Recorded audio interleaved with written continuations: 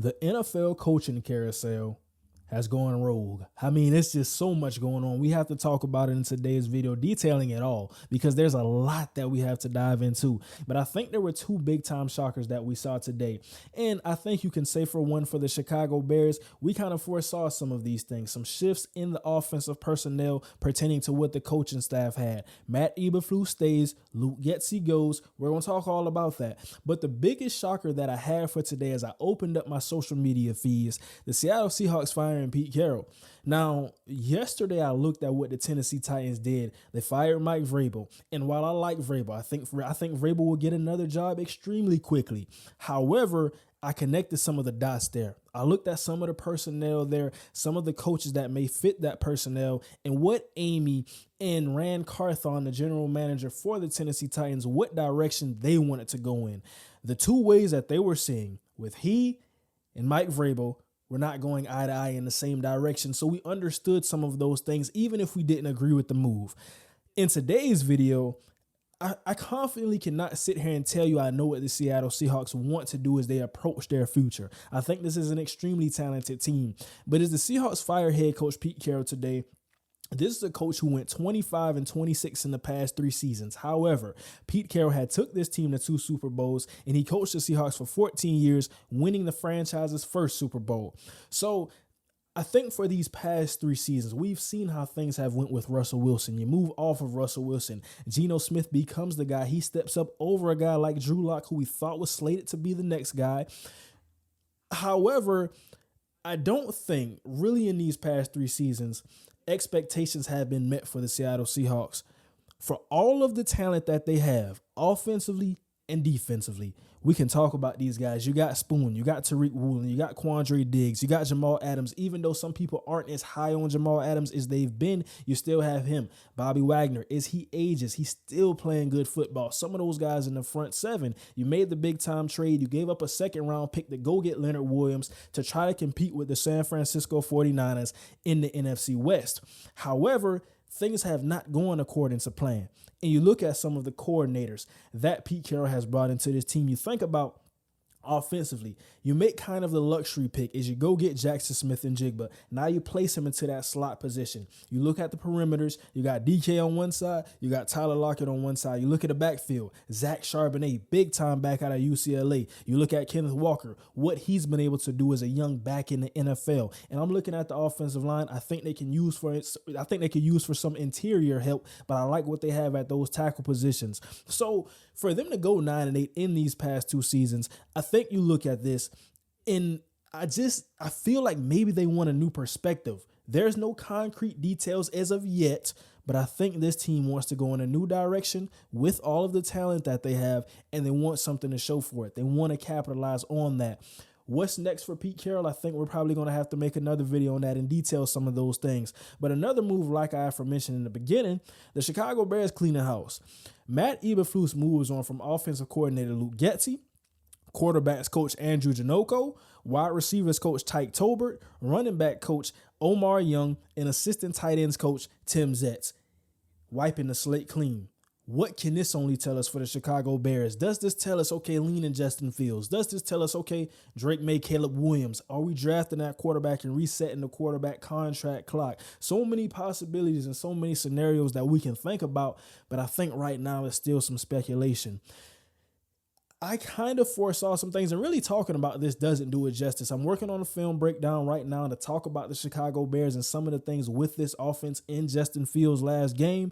But if you watch the film, the all 22 of the Chicago Bears, you understood that Luke Getsy and the Chicago Bears were not a match made in heaven. It was not a smooth process. It was not a smooth, free-flowing offense that we saw on the football field. So I think to have this, now you say, okay, we have a defense that played stellar in the back half of the season. Matt Eberflus, his voice is starting to be heard a little more. When you have a defensive guy, you have to give him time. Robert Saleh, he needed a little bit of time. D'Amico Ryans has hit the ground running, but I think we haven't even seen the best of what the Houston Texans defense can be behind D'Amico Ryans. So you give some of those defensive-minded guys a little bit of time to implement their scheme, to go out in the free agency, in the draft, and get their fit, scheme-perfect guys. So I think what we're seeing with Matt Eberflus, He's doing a little bit of that. It also helps when you trade for Montez Sweat in the trade deadline. However, though, I think now they're set. They have what they have moving forward. They're going to have to find an offensive coordinator. And just to update us, because there's a lot going around in the league,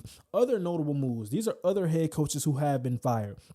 Arthur Smith from the Atlanta Falcons, Mike Vrabel from the Tennessee Titans, Brandon Staley from the LA Chargers, Ron Rivera from the Washington Commanders. Now, there's some other coaches on the hot seat. Bill Belichick, Dennis Allen. It's crazy to me how we had the whole Jameis Winston situation blow up. And then right after that, these coaches almost came to blows. It was a lot of animosity and a lot of bad blood between those two coaches in that situation like that. Then Arthur Smith gets fired right after. Then you also look at some coordinators. Wink Martindale, the situation that happened with the New York Giants, I think that was a very tricky one.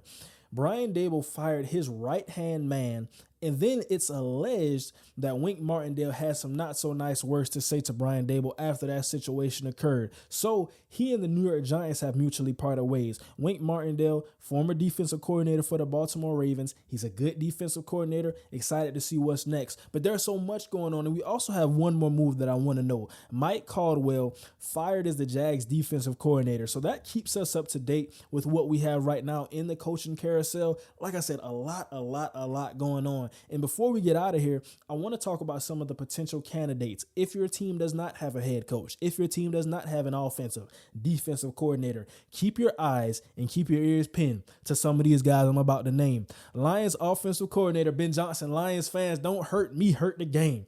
Extremely good offensive coordinator. Excited to see what he does in the playoffs. But somebody, as long as they bring the bag because he wants it, will have your offensive coordinator in the next season. Ravens offensive coordinator Todd Monken, formerly the offensive coordinator for the University of Georgia, coming off a national championship, looking to get a Super Bowl with Lamar Jackson as his guy.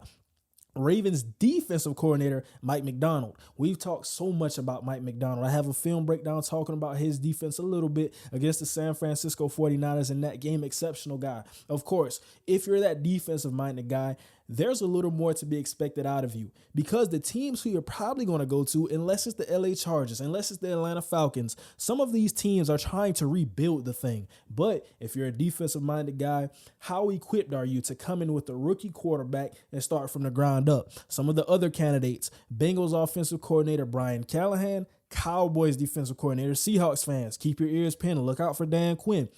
He's another candidate that you could also interview. Rams defensive coordinator Raheem Morris. I love the job he's done with all of those young guys. The LA Rams defense is extremely young, but they're playing feisty. Want to see what they do against the Lions. Texans offensive coordinator. We talked about this guy yesterday, Bobby Slowick. The job he's done with CJ Stroud. Another guy you got to look out for. Buccaneers offensive coordinator. We've talked about him as well. The job he's doing with Baker Mayfield and those guys. Dave Canales. Dolphins offensive coordinator Frank Smith. Panthers defensive coordinator Ejiro Evero. So these are some of the guys that we have to keep our eyes on. It could be your team. Even if your team is extremely good, you may have a coordinator. You may have an offensive or a defensive guy who may be on the move. The NFL coaching carousel has gone rogue. It's going crazy. It's going so many things that I don't even have the words to fill it anymore. I want to know what you guys think about this. Who is your favorite team? Who do you want as your coach if you don't have a head coach right now? Are you scared to see a coordinator go? Because I could feel that. If you have a Ben Johnson, if you have a Mike Macdonald, I'm doing anything in my power to not let this guy get out of my franchise and out of my building. Thank you guys for watching. As always, don't forget to like, comment, and subscribe. That's going to do it for today. And now, we out.